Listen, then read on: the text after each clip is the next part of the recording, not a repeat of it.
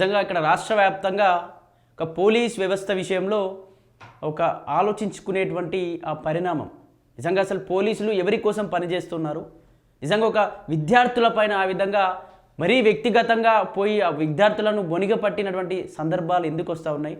అసలు నిజంగా ఇక్కడ పోలీసులు ఇక్కడ ప్రజల కోసం విద్యార్థుల కోసం పనిచేస్తూ ఉన్నారు, లేకపోతే ప్రభుత్వంలో ఉన్నటువంటి రాజకీయ నాయకులకు వత్తాసు పలుకుతూ ఉన్నారో అర్థం కానటువంటి పరిస్థితులు కనిపిస్తూ ఉన్నాయి. ఇక్కడ ఏం జరిగిందంటే మహబూబాబాద్ సంబంధించి అంటే ఇక్కడ రాష్ట్ర వ్యాప్తంగా పాలిటెక్నిక్ సంబంధించిన విద్యార్థులంతా వాళ్ళతో పాటు వాళ్ళకు మద్దతుగా విద్యార్థి నాయకులంతా వాళ్ళకు సపోర్ట్గా చేస్తూ ధర్నాలు నిరసనలు రాస్తారోకోలు నిర్వహిస్తూ ఉన్నారు. దీనికి సంబంధించి సరే ఎటువంటి ధర్నాలు రాస్తారోకోలు చేయాలన్నా రాజ్యాంగ ప్రకారం ప్రతి ఒక్కరికి హక్కు ఉంది, చేయవచ్చు.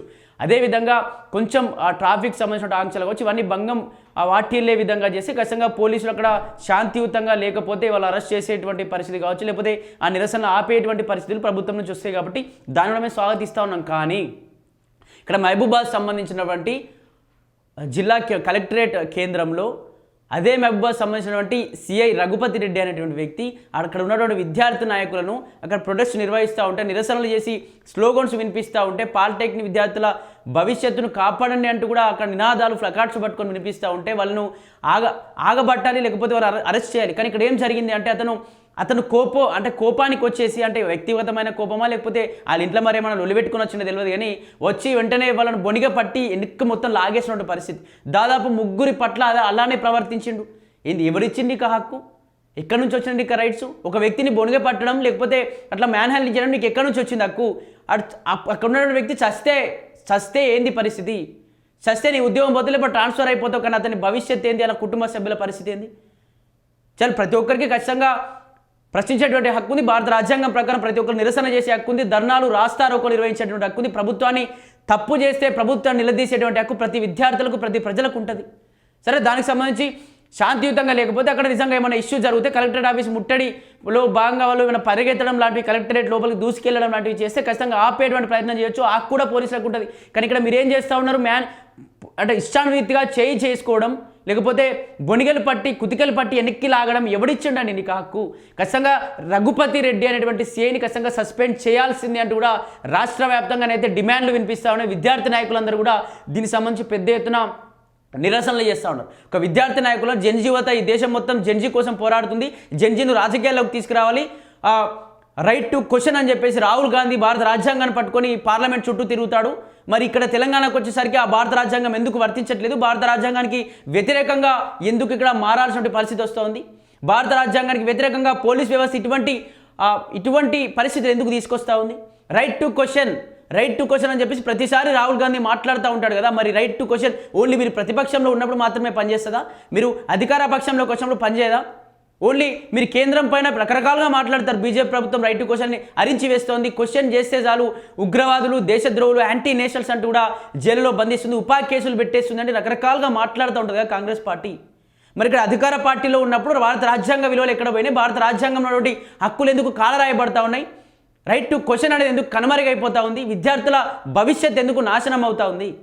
రైట్ దీనికి సంబంధించి GO 97 ప్రకారం ఇక్కడ పాలిటెక్నిక్ సంబంధించినటువంటి వాళ్ళను శక్తి సంబంధించిన స్కీమ్ తీసుకొచ్చి స్కిల్ డెవలప్మెంట్ యూనివర్సిటీలో విలీనం చేయడం వల్ల వీళ్ళ యొక్క ఇన్ని రోజులు చదివినటువంటి 3 సంవత్సరాల చదువు నాశనం అయిపోతుంది, పాలిటెక్నిక్ చదువు మేము ఇబ్బందులు పడతాం, భవిష్యత్తు మొత్తం అది అంధకారంలోకి వెళ్ళిపోతుంది, ఇటువంటి చేయొద్దు, ప్రభుత్వాన్ని వేడుకుంటా ఉన్నామని చెప్పేసి రాష్ట్ర వ్యాప్తంగా ప్రతి కలెక్టరేట్ సంబంధించిన కావచ్చు ప్రెస్ క్లబ్లో వాళ్ళు మీటింగ్లు ఏర్పాటు చేసుకుంటారు. ప్రభుత్వానికి వాళ్ళ యొక్క గోడును, వాళ్ళ యొక్క బాధను, వాళ్ళ యొక్క సమస్యను, వాళ్ళ యొక్క డిమాండ్ను వినిపించేటువంటి ప్రయత్నం చేస్తూ ఉంటే మీరు పోలీసులను పెట్టి ఒక వ్యక్తిగతంగా ఏదో కక్ష ఉన్నట్టుగా ఒక పోలీస్ వచ్చి బొనిగబట్టి ఆ కుతికెను పట్టి అతను వెనక్కి లాగేటువంటి స్వాతంత్రం హక్కు ఎవడిచ్చిండు ఈ పోలీసులకి? ఖచ్చితంగా ఈ రఘుపతి రెడ్డిని ఖచ్చితంగా సీఐని సస్పెండ్ చేయాల్సిందంటూ కూడా డిమాండ్లు అయితే రాష్ట్ర వ్యాప్తంగా చెలవుతున్నాయి. ఒక్కసారి ఆ వీడియో మీకోసం చూపించేటువంటి ప్రయత్నం చేస్తా. అక్కడ ఉన్నటువంటి వ్యక్తులు ఏం డిమాండ్ చేస్తూ ఉన్నారు, ఏం నిరసనలు చేస్తూ ఉన్నారు, అసలు ఎందుకు దీనికి సంబంధించి అతను ఇట్లా ఎందుకు వ్యవహరించాల్సినటువంటి పరిస్థితులు వస్తూ ఉన్నాయి. నిజంగా అక్కడ వీడియోలు చూస్తూ ఉంటే వాళ్ళు చాలామంది అంటే ఆవేశంలో అంటే అక్కడ ఉన్నటువంటి వాళ్ళ యొక్క బాధ సమస్యలు డిమాండ్ల గురించి మాట్లాడుతూ వాళ్ళు గొంతు పిసికినటువంటి ఆ విషయాన్ని మర్చిపోయారు కొద్దిసేపు. ఎందుకంటే అక్కడ పోలీసుల విషయాలు అట్లా జరిగిపోతుందని చెప్పేసి వాళ్ళు మాట్లాడారు. అంతేగాని ఇక్కడ గొంతు పీసుకు ఒక్కరిపైన కాదు సరే, ఒక్కరిపైన అనుకోకుండా జరిగింది, తోసేశాడు, ఆ ఆవేశంలో చేతిలో పెట్టినప్పుడు సడన్గా అక్కడ అతని మెడపైకి వెళ్ళిపోయింది, తోసేసాడంటే అది వేరు. దాదాపు ముగ్గురి పైన కూడా అదే విధంగా చేసినావు కదా. అంటే ఒక్కడికి ఇప్పుడు నువ్వు ఒక్కడి మెత్త బాహుబలి అనుకుంటున్నావా, లేకపోతే విద్యార్థులందరినీ లేకుండా చేసేటువంటి ప్రయత్నం ఏమైనా, చంపేటువంటి ప్రయత్నం ఏమైనా చేయబోతున్నావా? తెలంగాణ విద్యార్థి నాయకులు అమరులు అయితే వచ్చినటువంటి తెలంగాణలో ఈ విద్యార్థి నాయకులు లేకుండా చేస్తున్నావా? ఈ జెంజీను రాజకీయాల్లోకి తీసుకొస్తాం, జెంజీకి ఖచ్చితంగా రాజకీయమైనటువంటి ప్రాధాన్యత కల్పిస్తాం, జెంజీ తలుచుకుంటే రాజ్యాలే కూలిపోయేటువంటి ప్రమాదం ఉందని చెప్పేసి కాంగ్రెస్ పార్టీ మాట్లాడుతున్నది కదా. రేవంత్ రెడ్డి చాలాసార్లు జెంజీని కాపాడుకుంటామని చెప్పి మాట్లాడుతున్నారు కదా. యంగ్స్టర్స్ అందరినీ, యువతను మొత్తం కూడా పార్లమెంట్ చట్టసభల దగ్గర యువతను మొత్తం కూర్చోబెట్టాలి, యువతను మొత్తం ముసలి వాళ్ళు ఎక్కువైపోయారని చెప్పేసి రేవంత్ రెడ్డి మాట్లాడినావు కదా. మరి ఇక్కడ విద్యార్థి నాయకులు కనిపించట్లేదా? ఆ విద్యార్థి నాయకులు జెంజీ కాదా? ఆ విద్యార్థి నాయకులు ఈ దేశ, ఈ రాష్ట్ర భవిష్యత్తు కాదా? మరి ఎందుకు ఈ విషయంలో మాట్లాడలేకుండా పోతుంది? సరే, ఒక్కసారి మీకు ఆ వీడియోలు చూపెట్టేటువంటి ప్రయత్నం చేస్తాం.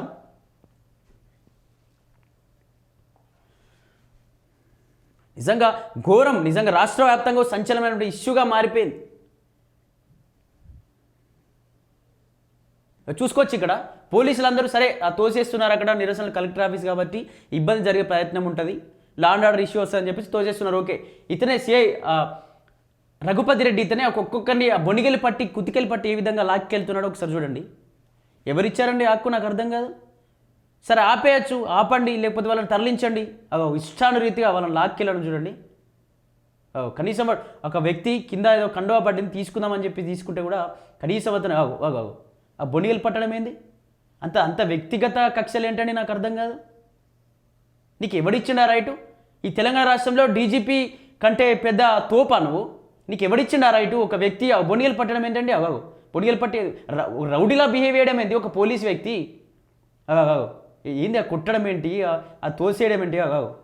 నీకు అట్లాంటి కొడుకులు ఉంటారు కదా, నీకు అట్లాంటి నీకు సంబంధించిన ఒక యువత కూడా నీకు ఉంటారు కదా, మీ ఊర్లో కావచ్చు, నీకు సంబంధించిన మీ రిలేషన్లో అటువంటి వ్యక్తులు ఉంటారు కదా, వాళ్ళపైన చేసుకో బై ఇంత రుబాబు. వీళ్ళపైన రుబాబు ఏంది అంతా?